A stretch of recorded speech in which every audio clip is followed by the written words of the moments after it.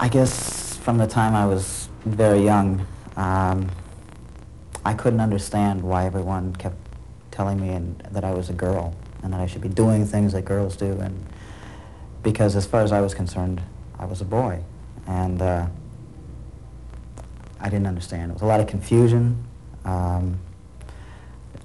Didn't know how to relate to anyone else.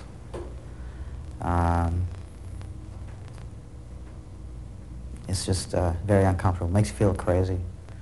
When I started going through puberty, I decided that up until that time, I guess I had figured that everyone was wrong, and at some point in time I would prove it to them.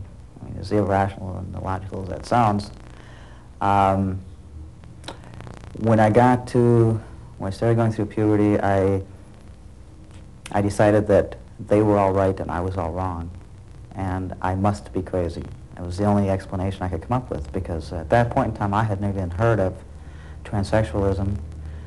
I thought I was the only one like this, and I know at one point in time, I remember my mother coming into my bedroom and telling me that maybe it was time I started wearing a bra. And I told her, no way, I'll cut him off first. And she laughed.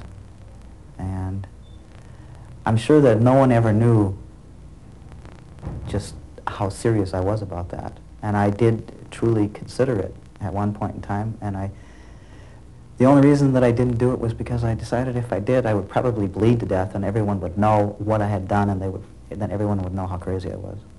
So I decided that the only thing I could do would be to try and be what everyone said that I was. Too many patients who have gender dysphoria or discomfort with their own gender have a lot of other problems that may be related to their gender dysphoria or not. And one of the problems is that they start developing an obsessive thought that somehow this gender change is going to magically solve a lot of their problems in their life. And it's a rude awakening when they complete surgery and discover that there are still a lot of problems for them.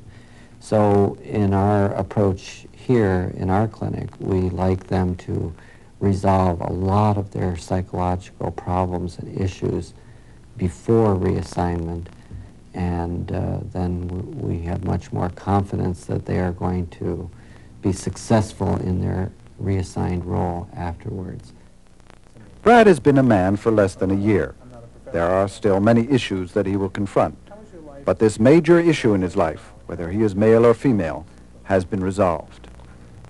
I feel now like I'm one person,